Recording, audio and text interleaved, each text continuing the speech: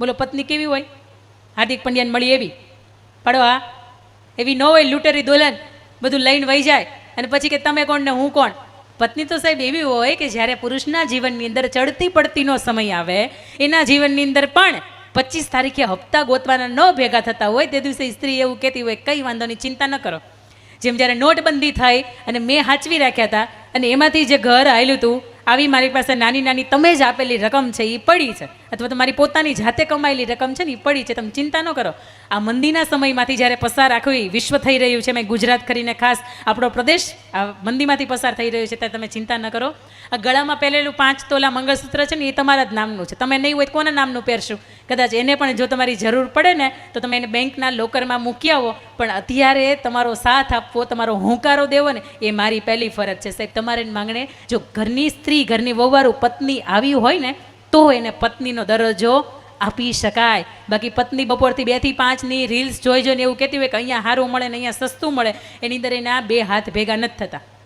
અને બીજું ખાસ મારે તમને કહેવું છે કે એ મારા વહાલા ભાઈઓ, એને એમ થાય કે મહિલા ઉત્કર્ષની અંદર અમારું કેમ ન કીધું, પણ એ હારે છે, થાકે છે અને નિરાંતનો શ્વાસ લેવા માટે આવે છે ને. દુનિયાથી થાકેલા હોય ને ઘેર આવે, પણ બોલો ઘેરેથી થાકેલા હોય ક્યાં જાય? પછી પાનના ગલ્લે જાય ને આપણને પોસાય નહીં. એટલે આ પુરુષને હસતો રાખવો, એને ખીલતો રાખવો, એને ખુલતો રાખવો, એ થાકે નહીં ને, બસ એવો પ્રયત્ન રાખવો. એક પત્ની તરીકે જો તમારો સાથ હોય, સહકાર હોય ને તો જ આગળ જઈ શકે. એક નાનકડો મારે પત્ની કેવી હોય ને એની વાતની અહીંયાથી પ્રસ્તુતિ કરવી છે કે વાગડ પ્રદેશ, વાગડની વઢિયારણ સાસુ દોયેલી, આવો શબ્દ તમે મેં સાંભળ્યો છે. આ ગીત આપણે સાંભળ્યું છે લોક સાહિત્યની ભાષામાં. એક દીકરી છે એ પરણીને સાસરે આવે, સાસરો જ્યારે આવે ત્યારે 8-10 મહિનાનો પોતાનો ભાઈ હોય, એ નાનકડો હોય, અને જ્યારે સાસરે આવે પછી સાસુબા એટલા બધા કંટા મળ્યા હોય કે સાસુબા એના પિયરની અંદર જવા ન દે. અને દીકરી ઘણી વખત 2-4 વખત એવું કહે કે મારા ભાઈને રમાડવા માટે જવું છે પણ જવા ન દે. દીકરીના બાપુ છે એ નાનેથી જ એક્સપાયર થઈ ગયા હોય, પોતાનો ભાઈ નાનો હોય ને મા અને એનો દીકરો છે એ 2 ઘરમાં રહેતા હોય. એવું કહેવાય કે ઉદરે રહેતા બાપ ગયો અને મરણ તામુઈ માં ઘણ વીતશે હજી ઘણાય પડશે ઘા. જે ઉત્તરની અંદર હોય ને બાપ જતો રહે અને જન્મતા માં વહી જાય તો એ દીકરાઓની માથે શું વીતે છે ને દીકરાઓને ખબર હોય. પણ એ ભાઈ થોડો કદતો મોટો થાય, 18-20 વર્ષનો થાય ને એની મા એવું કહે કે હવે આ બેન આ ગામની અંદર સાસરે છે, તું ભાઈ એમ કર તું ત્યાં જા અને બેનને તેડું કરી લાવ ને એને કહે છે કે મારા લગ્ન આવ્યા છે ને હવે તારે આવવું પડશે. એ ભાઈ છે એ ઠેકાણું ગોતતો બરોબર ગામને પાદર આવે છે અને ગામને પાદર આવીને એવું કહે છે કે ફલાણા ભાઈનું ઘર આ બાજુ. અને દીકરી છે પોતાના દેરાણી જેઠાણી, પોતાના નણંદબાની સાથે પાણી ભરવા માટે ગઈ હોય. હળવેકથી જુએ છે કે તો ક્યાંક મને મારો પોતીકો અવાજ લાગે છે. આ સાસરિયાની અંદર પોતીકો અવાજ કોનો હોઈ શકે? હળવેકથી પોતાની લાજ ખોલીને જુએ છે તો એના ચહેરો, એના ચહેરાની નમણાશ, એનો બોલીનો પડકારો બધો જ ક્યાંક પોતાના મા બાપ જેવો લાગે છે. એટલે એને પૂછે છે કે ભાઈ તારું નામ શું, તારું ગામ શું? બરોબર, એને નામ ને ગામનું ઠેકાણું આપે છે. એટલે એના નણંદબા સાથે હોય એને એવું કહે કે અમારો ભાઈ છે, એને આપણું ઠેકાણું બતાવો. ભાઈ ને બધા જ ઘરે આવે છે. થોડીક વાર થાય છે, આગતા સ્વાગતા પછી એ દીકરી છે, દીકરાની વહુ છે, એ સાસુબાને એવું કહે છે કે બા મારો ભાઈ વર્ષો પછી આવ્યો છે, હું એને મળી શકું? અને ત્યારે સાસુબાની લાજ કાઢવી પડતી. તમે હું અત્યારે એટલે જેમ છે કે કપડાં બપડા ચેન્જ કરીને ઊંચી હિલ્લી સેન્ડલ પહેરીને પર્સ બર્સ લઈને જેમ અત્યારે નીકળી પડીએ છીએ ને મમ્મીને એમ કહી છે ને કે હા જેમ જમીન આવીશું આવું ન હાલતું. આ જ ઈદ પ્રદેશ છે કે સાસુબાને કહીને જવું પડતું, કે રજા લઈને જવી પડતી એની. અને ત્યારે સાસુબાને એવું કહે છે થોડીક વાર માટે એની સાથે હું બેસું. સાસુબા રજા આપે છે, પોતે ભાઈ બેન બેસીને વાતો કરતા હોય. ભાઈ એવું પૂછે કે બેન આ 20-20 વર્ષનો સમય થઈ ગયો, તને ક્યારેય તાર ભાઈની યાદ ન આવી? તને ક્યારે એમ ન થયું કે મારી માને મળવા માટે જવું છે? અને ત્યારે હજી તો દીકરી એવું કહેતી હોય કે ભાઈ યાદ ઘણી વખત આવે, પણ અંદરના કામની અંદર, આ વાહિદાની અંદર, આ ઢોર ઢાખરની અંદર, આ વ્યવસ્થાની અંદર હું એટલી બધી પોરવાઈ ગઈ છું કે અહીંથી મને હવે સમય નથી મળતો. અને ત્યારે ભાઈ એવું કહે છે કે બેન તારા જીવનની અંદર દુઃખ છે, આવું તો તું કે, હું તારો ભાઈ છું અને આજ સુધી તને નથી મળ્યો પણ હવે તો તારી આંખો હું ઓળખી શકું છું. અને તે દિવસે દીકરી હજી તો કાંઈ બોલે, એમ કહેવાય કે પાછળથી નણંદ છે ને એને સાંભળતા હોય. અને ઘરના નણંદ એટલે ઘરના સીઆઈડી કહેવાય. અને લોક સાહિત્યની ભાષામાં એવું કહેવાય કે બારણે ઊભેલી નણંદન સાંભળે રે લોલ, આપણે નાની વહુ કરે છે આપણા ઘરની વાત જો, વહુએ વગોવા ઘરના ખોરડા રે લોલ. નણંદબા છે એ સાસુબાને કે, સાસુ સસરાને કે, સસરા જેઠને કે, જેઠ એનો પતિ હોય ને એને કે, જેઠે જે પરણ્યાને સંભળાવી રહ્યો લે લોલ, તારી વહુ કરે છે આપણા ઘરની વાત જો, આ વહુએ વગોવા ઘરના ખોરડા રે લોલ. એટલે એ જે પરણ્યો હોય એનો જે પતિ હોય એ ઘરને આંગણે આવે અને એ વિષ ઘોળતો હોય, ઝેર ઘોળતો હોય. અને પાછળથી એના પત્ની છે આવે ને એને પૂછે કે આ શું કામ એને કરો છો? અને તે દિવસે એવું કે તારી ઉપર આ ઘરને વગોવવાનો એક ઇલ્ઝામ લાગ્યો છે, એક લાંછન લાગ્યું છે.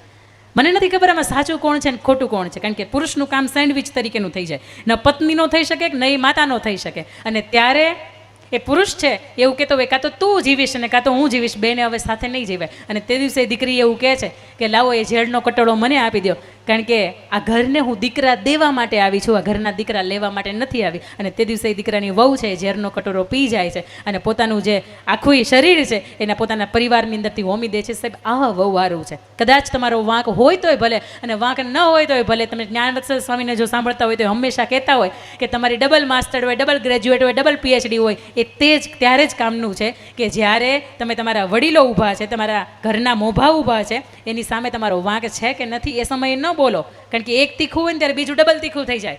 પણ જે તે સમય પસાર થઈ જવા દો. બીજે દિવસે એવું કહો બા તમે કહેતા હતા ને આમ નહીં ને આમ હતું.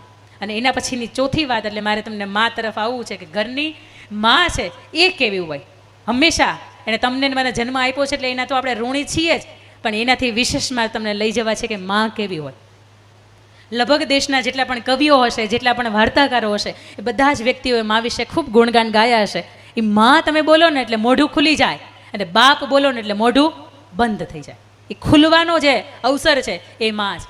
અને જ્યારે અયોધ્યાના રાજા જે પ્રભુ રાઘવેન્દ્ર સરકાર છે, એણે જ્યારે લંકાને જીતી લીધી ને ત્યારે પણ એ લક્ષ્મણને કીધું તું લક્ષ્મણ આ સોનાની લંકાની વચ્ચે આટલી ટાઢક નથી લાગતી, આ હિમાલયની ગોદની અંદર એટલી બધી ટાઢક નથી લાગતી જેટલી ટાઢક મને માં કૌશલ્યાની ગોદની અંદર લાગે છે. અને એ માને હંમેશા આપણે એવું કીધું તું ચૂપ થા, તને કાંઈ ખબર નથી પડતી, તું કંઈ બોલમાં, તું ક્યાં ભણેલી છો. અને એ માનવ આપણે માતૃવંદના જ કરત. હળવેથી આંખો ખોલો ને મારી સાથે બોલો, મા બાપ તમે ખૂબ જીવો, મા બાપ તમે ખૂબ જીવો. અને આજે અહીંયા ઉભેલા દરેક વ્યક્તિના મા બાપને એટલું પ્રાણ આપજો કે જ્યાં સુધી આ ખોળિયાની અંદર, જ્યાં સુધી આ આયખાની અંદર પ્રાણ છે ને ત્યાં સુધી મા બાપની આંખમાંથી ટપકતું એક પણ આંસુ એવું નહીં હોય કે એનું કારણ હું બનીશ. આપ સૌને મારી વિનંતી છે કે ઘરની અંદર ભેટવાનું ભૂલાઈ ગયું છે. એ સાસુ વહુ જે ઘરની અંદર ભેટતા હોય ને સાહેબ, એ સાસુ ને વહુની વચ્ચે તિરાડ પાડવા માટે સમાજ ન આવે. જે ઘરની અંદર દેરાણી જેઠાણી ભેટતા હોય, જે ઘરની અંદર દીકરો અને બાપ ભેટતો હોય, જે ઘરની અંદર બાપ અને દીકરી ભેટતી હોય ને ઘરની અંદર 25 વર્ષની ઉંમરે દીકરી એમ ન થાય કે મારે મારી રીતે કંઈ પણ મારે નિર્ણય કરવો છે. આપ સૌને વિનંતી છે કે કદાચ આપનો પરિવાર થોડો ઘણો દૂર હશે, પણ મારી વિનંતી છે કે મેં જ્યારે બીજું સોંગ આપને આપ્યું છે ને બેકગ્રાઉન્ડ મ્યુઝિકની અંદર વગાડો, અને અહીંયા ઉભેલા દરેક વ્યક્તિ છે એ પોતાની બાજુમાં ઉભેલી વ્યક્તિ છે ને એને આજ ભેટી લો, કારણ કે આ અવસર મળવાનો છે, આ અવસર ભેટવાનો છે. આ અવસર છે ને એ માત્ર તાળી પાડવાનો, હસી મજાક કરીને પ્રસંગોપાત જમીને છૂટી પડી જવાનો નથી. આ પ્રસંગ અંદરની ભૂલોને ભૂલવાનો છે. આ પ્રસંગ છે એની અંદર તમેનું જ્યારે અહીંયા ઉપસ્થિત રહ્યા છે ત્યારે તારું કોણ મારું કોણ અહમ છોડીને શૂન્ય થઈને મારી બાજુમાં જે ઉભેલો વ્યક્તિ છે ને મારો પોતાનો છે. આજે એને ભેટી પડો. આ પ્રસંગ આજે ભેટવાનો છે. આપણે એક ડાળના પંખી છીએ. ભૂલ કોની હતી કોને ખબર છે. બાજુમાં જે ઉભેલી વ્યક્તિ છે સાહેબ આજે ભેટી પડો. આ પ્રસંગની અંદર આ કેડી છે, આજે જેટલા પણ અમારે કંડારવા છે ને એ કંડારા દ્રષ્ટિએ એ છે કે બાજુમાં ઉભેલી વ્યક્તિને ભેટી પડો. સાહેબ મારી બાજુમાં કોઈ નથી, મને પણ એમ થાય કે હું પણ કોઈને ભેટું, કારણ કે આ પોતાનું છે. સાસુબાને વિનંતી કે આજ પછી સાસુ પણ ભૂલી જાજો, આજ પછીથી માં બનજો. દેરાણી જેઠાણીને વિનંતી કે સગી બેનપણીઓ કોક હોય ને એને પાછી પડવી જોઈએ એવી બેનપણીઓ બનજો.